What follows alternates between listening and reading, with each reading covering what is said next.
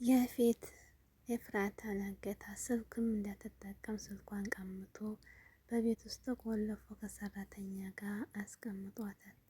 ገነትም እንግዲህ ፍለጋ ላይ ናት። በጣም ተጨንቃለች። እንዲሁም ደግሞ እንግዲህ ያፌት ከነ ኤፍራታ ቤት መጥቶ ጽዬ በራፍ ከፍታለት እያናገረችው ነበር። ሰርግ ጠራችሁ ነው የመጣሁት እያለ ናታን ለማናደድ እንደመጣና እንዲሁም ደግሞ ሰርግ ላይ ኑ ቶሎ እንግዳዎች ናችሁ እያለ ያፌት እያናደደ ነበር። ጺም እንግዲህ የፊቱን እያነሳች አንተ ቤታችን ወስዴክ የተከራየ ቤት ነው ብለህ አልከኝ፣ በጣም የምጠላው ነው ያች እየወቀሰችው ነበር። ነገር ግን ፊት አልሰጠችውም።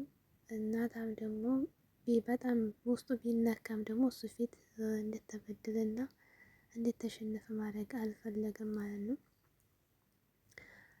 እንግዲህ ሊናደድልኝ ብሎ ነበር የመጣው ያፌት እናታን ለመናደድ። ነገር ግን ወንድሜ አይናደድም፣ ምክንያቱም ኤፍራታን ስለሚወደት እሷን ደስታ ነው የሚያስደስተው ብላ እያለችው ነበር ማለት ነው። ፂ ደግሞ እንግዲህ ከቢኒያም ጋር ተገናኝተዋል። ቢኒያም ጋር ተዋደዋል ማለት ነው። ያው ፂ እንግዲህ በፊት ቢኒያም እና ፂ ይወደዱ ነበር። ያው ማስታወስ ሳትችል ስትቀር እንድታስታውስ ነበር የቀረባት ቢኒያም። ነገር በዛው ወድጃታለሁ እያለ ነው ለገነት እየተናገረ ያለው፣ እሷም ደግሞ እንደዛው ማለት ነው። ገነት ደግሞ የፂና የቢኒያም መገናኘት ወይም መዋደድ ያልወደደችው ምክንያቱም ፂና ቢኒያም በጣም ይጣሉ ነበር። አሁን ስታስታውስና ኖርማል ወደፊት ማንነቷ ስትመለስ ችግር ይመጣል። ስለዚህ ተቅረብህ እያለችው ነበር ቢኒያም ገነት ማለት ነው። ኤፍራታ እንግዲህ ስልክም የለም ምንም፣ ሰራተኛቱም ደግሞ ታስወጣትም ታስመልጣትም አልቻለችም። ምንም ማድረግ አልቻለችም። ያፌት እንግዲህ በጣም ተጠራጥሯል ማለት ነው። እያስጨነቃት ነበር። የሰርግ ዕለት ምን ልታደርጊ ያስበሽ ነው እያለ ከኔ ጋር እንዳትሳፈጭ ባትሳፈጭ ይሻሻል፣ እዛ ደግሞ ማድረገውን ታውቂያለሽ ያስፈራራት ነበር። እንግዲህ ገነት ቤዛ ደግሞ እንግዲህ በመጀመሪያ በፊት ሸሽጋ የበደለችውን ለናታ እየተናዘዘች ነበር። መጀመሪያ ያደረገችውን በሱ ላይ በደል ሁሉ ውሸትና አስመስላ እንደሆነ እየነገረችው ነበር። ማነው ኤፍራታን ደግሞ የምትወደት ኤፍራታን ከያፌት ቀምቼ አመጣልሃለሁኝ አእምሮዬ ይረፍልኝ ሀቁን ተናግሬ ብላ ለናታ የሰራችውን በደል ውሸት ሁሉ እየተናዘዘች ነበር ማለት ነው። እንግዲህ አሁን ላይ ኤፍራታ ያው ታግታ ነው ያለችው፣ ምንም ሊያገኙት አልቻለም። ፂን ደግሞ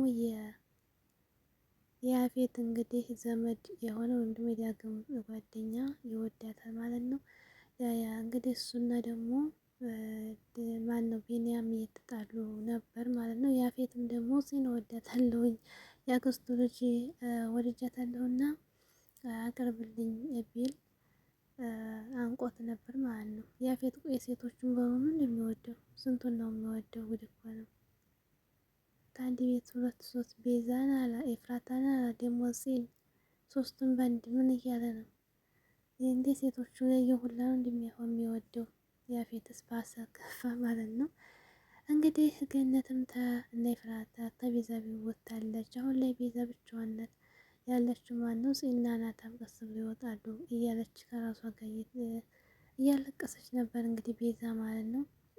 እንዲሁም ደግሞ ሔዋን እንግዲህ የቤዛ የቅርብ ጓደኛዋ ናት።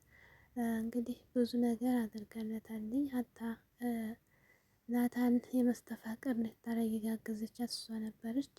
ነገር ግን ለጊዜው ወደዛ መግቢያዋ ሲስተማ እንጂ ትክክለኛ ጓደኛ ሆና እንዳልቀረበቻት ቤዛን እየነገረቻት ነበር ማለት ነው። አሁን ላይ ማንም ከእህትሽ የሚበልጥብሽ ነገር የለም፣ እህትሽን አደይና ከእህትሽ ጋር ኖሮ እኔ ግን ሌሎች የምጠቅማቸው ሰዎች ልጆች ስላሉ እነሱ ድረስላቸው ብላ እየነገረቻት ነበር ማለት ነው።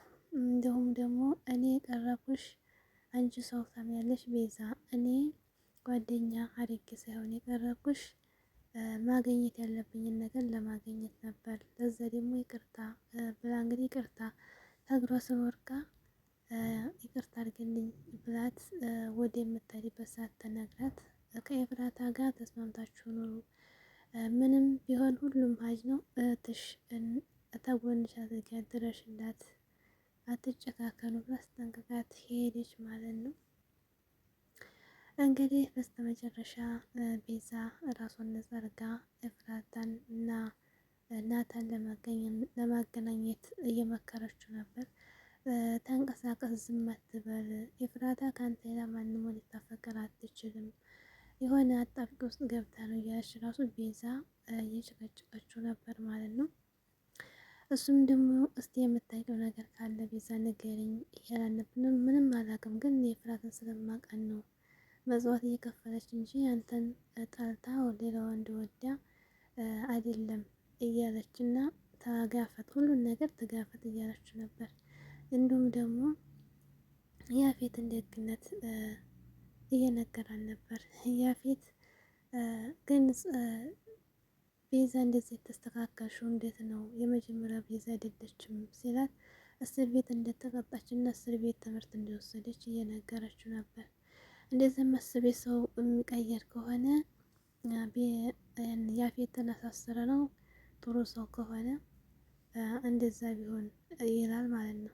ግን እሱ እስር ቤት ገብቶ ታርሞ ቢወጣ እንኳ ጥሩ ሰው አይሆንም። ነገር ግን ያን ጊዜ ደግሞ ቢሆን ጓደኛ ታደርገዋለህ አለችው። አዎ አድርገዋለሁ፣ ታርሞ ከወጣ ምን ችግር አለው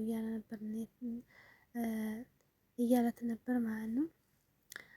እንግዲህ እዚህ ጋ ግን ቆይማ ምን አይነት ልቦና ያለህ ጅል ልበልህ ወላ ምንድን ነው የዝክን ያክል ሰውን የምታምነውን እየተጎዳ እያለችው ነበር ቤዛ ራሱ ማለት ነው። ጺም ደግሞ ታንስታ አንተ ልብ ውስጥማ 10 ጅኖች ያሉትን አንድ ብቻ አይደለም ተናዳ ያስታወጣች ማለት ነው። ምክንያቱም ስንት መከራ ካረገው ጋር ሚስቱን እንግዲህ ተቀማው ጋር ተስተካክሎ ቢመጣ ጓደኛ ሆናለሁ ሲላቸው ነው ማለት ነው። እንግዲህ ቤዛም ጺም የተቆጡት ማለት ነው። ያፌት በጣም የማይታወቅ ሰው ነው። ናታ ደግሞ ግልጽና ግልጽ ነው። እና እንዴት ነው እሱን ጓደኛ የምትመኘው? ስንት ነገር እያደረገ ይሁን ብለው እንግዲህ ጺም ተቆጣች። እንዲሁም ደግሞ ቤዛም ተቆጣች ማለት ነው። ዞሮ ዞሮ ተጋፈጥ ብለዋለች ማለት ነው። እንደዚህ ስትለው እንግዲህ ገነትን በጣም እየተሰቃየ ነው። ልጇን አታለች ማለት ነው ኤፍራታ። እንግዲህ እንትና ሉሊት ደግሞ መጣች ማለት ነው። በር ከፍታ አስደነገጠቻት እና ከአሁን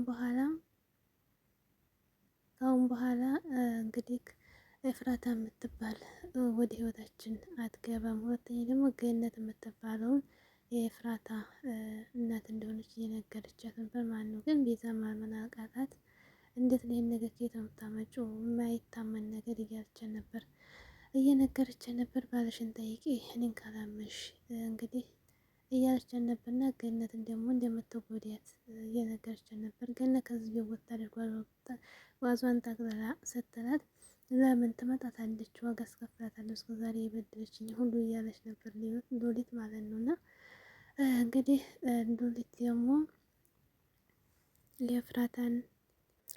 ሉሊት ደግሞ እንግዲህ ኤፍራታ ግን የገነት ልጅ መሆኗን እንጂ የሰማችው ኤፍራታ የት እንዳለች እና ኤፍራታ እና ናታን ሊገቡ መሆኑን አላወቀችም ማለት ነው።